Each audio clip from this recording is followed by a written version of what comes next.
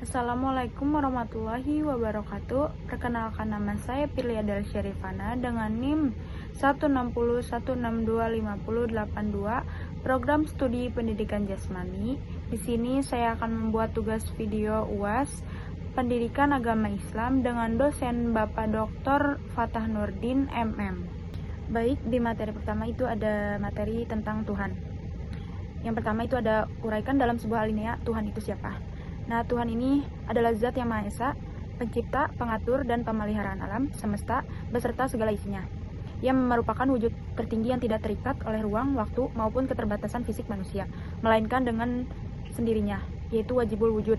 Tuhan adalah sumber kasih sayang, kebenaran, keadilan, dan hikmat kebijaksanaan yang mutlak. Yang kedua ada, mengapa manusia harus bertuhan? Manusia harus bertuhan karena secara fitrah, manusia memiliki kebutuhan rohani dan spiritual untuk mencari makna hidup serta ketenangan batin. Bertuhan memberikan pegangan hidup yang terarah, membimbing moral, serta menghindarkan perilaku yang buruk dalam kehidupan sosial. Lalu yang ketiga ada bagaimana kita berinteraksi dengan Tuhan. Berinteraksi dengan Tuhan atau Allah Subhanahu wa Ta'ala adalah inti ibadah, membangun kedekatan dan merawat ikatan spiritual hamba dengan penciptanya.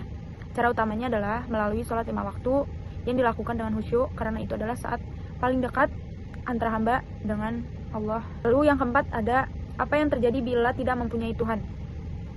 Jika manusia tidak mempunyai Tuhan, pandangan dunia akan bergeser sepenuhnya pada rasionalitas, sains, dan humanisme sekuler. Secara individu, seorang mungkin kehilangan pegangan spiritual, harapan absolut, dan penghiburan saat menghadapi musibah besar, sehingga harus mengandalkan diri sendiri sepenuhnya. Moralitas tidak lagi berbasis wahyu, melainkan empati dan kesepakatan sosial. Secara sosial, masyarakat beresiko menjadi lebih individualistis, egois, dan kehilangan komunitas pendukung yang biasa disediakan lembaga keagamaan.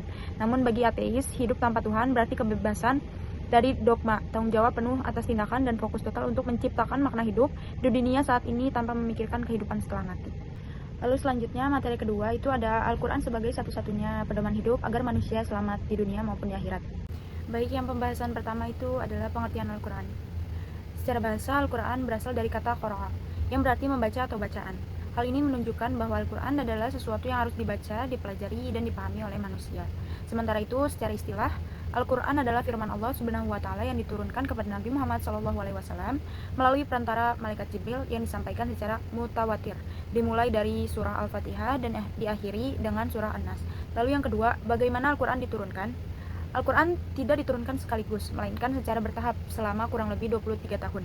Proses penurunan ini memiliki hikmah yang sangat besar, terutama dalam memudahkan Nabi Muhammad SAW dan para sahabat dalam memahami serta mengamalkan Al-Quran. Secara umum, proses penurunan Al-Quran dapat dijelaskan dalam beberapa tahapan. Yang pertama, Al-Quran berada di Lauhul Mahfuz, yaitu tempat penyimpanan segala ketetapan Allah. Yang kedua, Al-Quran diturunkan ke langit dunia pada malam Lailatul Qadar. Yang ketiga, Al-Quran disampaikan kepada Nabi Muhammad SAW melalui malaikat Jibril secara berangsur-angsur sesuai dengan situasi dan kondisi yang dihadapi oleh umat manusia pada saat itu. Ketiga, ada mengapa Al-Quran menjadi salah satu-satunya pedoman hidup yang benar.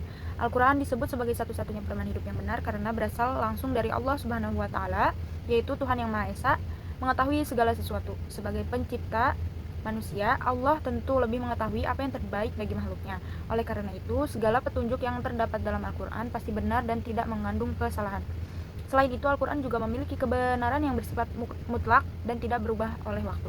Berbeda dengan pemikiran manusia yang bisa berubah-ubah sesuai dengan perkembangan zaman. Al-Quran tetap relevan dalam setiap kondisi. Ajaran-ajarannya dapat diterapkan dalam berbagai situasi, baik di masa lalu maupun di masa kini dan masa depan. Lalu yang keempat ada cara agar Al-Quran memberikan hidayah kepada manusia. Al-Quran memang merupakan petunjuk hidup, tapi tidak semua orang otomatis mendapatkan hidayah darinya. Hidayah akan diberikan kepada orang-orang yang benar-benar berusaha mendekatkan diri kepada Al-Quran. Langkah pertama yang harus dilakukan adalah membaca Al-Quran secara rutin. Membaca Al-Quran tidak hanya mendapatkan pahala, tetapi juga membuat hati menjadi lebih baik dan tenang. Yang kelima, ada contoh perubahan dari jahiliyah menjadi peradaban. Sejarah telah membuktikan bahwa Al-Quran mampu mengubah manusia secara drastis. Salah satu contoh paling nyata adalah perubahan masyarakat Arab pada masa jahiliyah menjadi masyarakat yang beradab setelah turunnya Al-Quran. Pada masa jahiliyah, masyarakat Arab hidup dalam kondisi yang penuh dengan kebodohan dan penyimpangan. Mereka menyembah berhala, sering berperang antara suku, merendahkan perempuan, serta melakukan berbagai perbuatan buruk seperti minum minuman keras dan berjudi. Namun setelah Al-Quran diturunkan dan diajarkan oleh Nabi Muhammad SAW, terjadi perubahan yang sangat besar. Masyarakat yang sebelumnya hidup dalam kebodohan mulai mengenal tauhid, yaitu menyembah Allah Subhanahu wa Ta'ala sebagai salah satu-satunya Tuhan. Mereka juga mulai meninggalkan kebiasaan buruk yang menggantinya dengan perilaku yang lebih baik. Lalu yang keenam, ada peran Al-Quran dalam membangun peradaban modern. Di era modern seperti sekarang, Al-Quran tetap memiliki peran yang sangat penting maupun teknologi berkembang pesat. Manusia tetap membutuhkan pedoman hidup yang dapat menjaga nilai-nilai moral dan spiritual. Al-Quran berperan sebagai sumber nilai moral dan etika di tengah perkembangan teknologi yang sering membawa dampak negatif. Al-Quran mengajarkan pentingnya kejujuran, keadilan, dan tanggung jawab. Selain itu, Al-Quran juga mendorong manusia untuk berpikir dan mencari ilmu. Banyak ayat dalam Al-Quran yang mengajak manusia untuk merenungkan alam semesta. Hal ini menunjukkan bahwa Al-Quran tidak bertentangan dengan ilmu pengetahuan, bahkan mendukung perkembangan ilmu tersebut. Lalu ada kesimpulannya yang terakhir, yaitu Al-Quran merupakan kitab suci umat Islam yang menjadi pedoman hidup yang lengkap dan sempurna. Di dalamnya terdapat petunjuk yang mengatur seluruh aspek kehidupan manusia, baik dalam hubungan dengan Allah Subhanahu wa Ta'ala maupun dengan sesama manusia. Al-Quran diturunkan secara bertahap kepada Nabi Muhammad SAW melalui malaikat Jibril dengan tujuan memberikan bimbingan kepada umat manusia. Lalu materi yang ketiga itu ada asal, arti, dan dalil. Yang pertama itu ada kata salm yang berarti damai. Kata salm dalam bahasa Arab memiliki makna dasar, yaitu damai atau kedamaian. Dari akar kata ini dapat dipahami bahwa Islam pada hakikatnya adalah agama yang membawa ketenangan dan menghindarkan manusia dari konflik serta permusuhan. Kedamaian yang dimaksud bukan hanya dalam hubungan antar individu, tetapi juga mencakup hubungan manusia dengan dirinya sendiri, sesama manusia, lingkungan, dan tentu saja dengan Allah Subhanahu wa Ta'ala. Yang kedua ada kata aslama yang berarti menyerah. Kata aslama ini memiliki arti menyerahkan diri atau berserah diri. Dalam konteks ajaran Islam, makna ini mengandung pengertian bahwa seorang muslim harus tunduk sepenuhnya kepada kehendak Allah.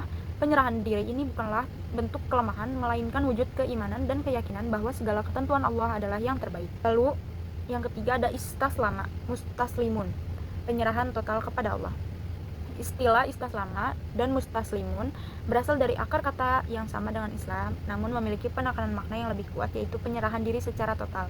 Jika aslama berarti berserah diri, maka istaslama menggambarkan tingkat kepasrahan yang lebih dalam tanpa adanya keraguan sedikit pun. Konsep ini menuntut seseorang muslim untuk benar-benar menjadikan Allah sebagai satu-satunya tujuan hidup. Segala tindakan, keputusan, dan niat harus dilandasi oleh keinginan untuk mendapatkan ridhonya. Penyerahan total ini juga mencakup kepercayaan penuh terhadap takdir yang telah ditetapkan oleh Allah. Yang ketiga ada kata salim yang berarti bersih dan suci. Kata salim berarti bersih dan suci dan terbebas dari penyakit, terutama penyakit hati seperti iri, dengki, sombong, dan kebencian. Dalam ajaran Islam, kebersihan tidak hanya dilihat dari segi fisik, tetapi juga dari segi batin atau hati. Hati yang bersih merupakan salah satu kunci utama dalam mencapai kebahagiaan dan keselamatan, baik di dunia maupun di akhirat. Seorang muslim dituntut untuk menjaga kebersihan hatinya dengan cara memperbanyak ibadah, berzikir, serta menjauhi sifat-sifat buruk. Lalu yang terakhir ada kata salam, yang berarti selamat dan sejahtera. Kata salam memiliki arti keselamatan dan kesejahteraan dalam kehidupan sehari-hari. Kata ini sering digunakan sebagai bentuk doa seperti dalam ucapan Assalamualaikum yang berarti semoga keselamatan tercurah kepadamu. Makna salam menunjukkan bahwa Islam sangat menjunjung tinggi nilai persaudaraan dan hubungan sosial yang harmonis. Dengan saling mendoakan keselamatan, umat Islam diajarkan untuk menciptakan lingkungan yang penuh dengan kebaikan dan kasih sayang. Selain itu, konsep keselamatan dalam Islam tidak hanya terbatas pada kehidupan di dunia, tetapi juga mencakup keselamatan di akhirat. Oleh karena itu, setiap muslim dianjurkan untuk melakukan perbuatan baik yang dapat membawa keselamatan bagi dirinya dan orang lain. Baik, sekian video UAS Pendidikan Agama Islam dari saya. Mohon maaf bila ada kata-kata yang kurang berkenan. Terima kasih. Wassalamualaikum warahmatullahi wabarakatuh.